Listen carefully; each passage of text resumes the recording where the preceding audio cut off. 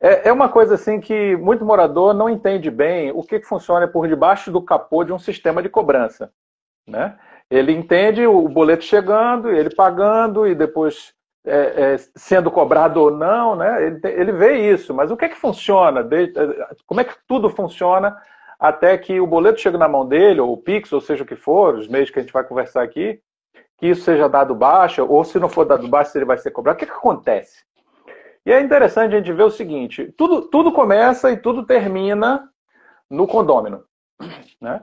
Começa com ele fornecendo os dados, qual é o nome, qual é o CPF, qual o valor que ele tem a pagar da sua cota ordinária, extraordinária, se tem uma multa, enfim, as informações que ele tem, CPF ou CNPJ se for uma empresa, e tudo mais que é agregado a outras informações também, como, por exemplo, qual é a data de vencimento daquele título, quais são os juros e multa que serão aplicados caso não seja pago naquele vencimento, por quanto tempo ele vai poder pagar aquele boleto, aquele título, caso ele não pague nem na data e nem depois do vencimento. Tudo isso são instruções, são informações que precisam ser enviadas para o banco para que ele saiba como tratar aquele pagamento, para que se crie uma expectativa de recebimento para o banco, né, de valores e de pessoas, a que se refere e tudo mais.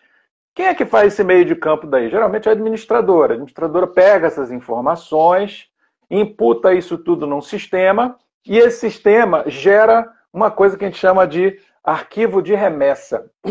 O arquivo de remessa é um arquivozinho digital, um TXT, que é enviado para o banco, dentro de um padrão que se chama KNAB, mas não vem ao caso, para que o banco possa custodiar, ou seja, receber essas informações e ficar aguardando os pagamentos. É o que a gente chama de registro, né, da cobrança. Ou seja, o banco precisa saber o que é que o condomínio espera receber, e de quem, e quanto, e quando.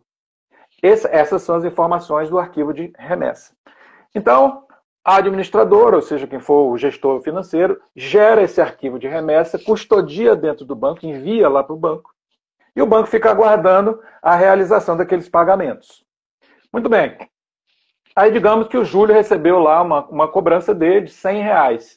Quando o Júlio paga aquela cobrança através do meio, e a gente vai falar justamente sobre isso hoje, paga lá aquela cobrança, o banco vai receber aquela cobrança e dizer, quem é esse cara aqui? Ah, é o Júlio. Ele deve R$100. Quanto é que ele está pagando? R$100. Beleza. Ele pagou na data? Pagou. Então não tem juro nem multa, pronto, podemos dar baixa. E essas informações vão andando à medida que as pessoas vão pagando, até que finalmente se encerra ali o período de cobrança, com todo mundo, ou quase todo mundo pagando. E aí vai para um outro passo, que é basicamente o arquivo de retorno. Ou seja, é um retorno que o banco dá à administradora, ao gestor financeiro, dizendo, olha, lembra daquela remessa que me mandou? Deixa eu te dizer como é que está isso aqui. O Júlio pagou, o Rodrigo pagou, o Sérgio não pagou. Né? E é isso que vai para dentro do sistema da administradora, para ela olhar aquilo e dizer, bem, isso aqui está pago, eu posso dar baixa. Aí começa a se formar aqueles livros, né, aquelas prestações de contas e tudo mais, para que, enfim, tenha um fechamento desse ciclo.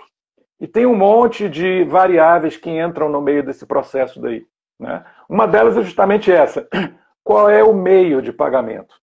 Né? Então, por exemplo, quando a gente fala de boleto, que a gente começou aqui falando sobre ele tem questões ligadas a custos, ele tem questões ligadas a um prazo de compensação, ou seja, se você pagar agora, será que a administradora vai enxergar agora que você pagou? Se ela não enxerga agora, tem um prazo de compensação.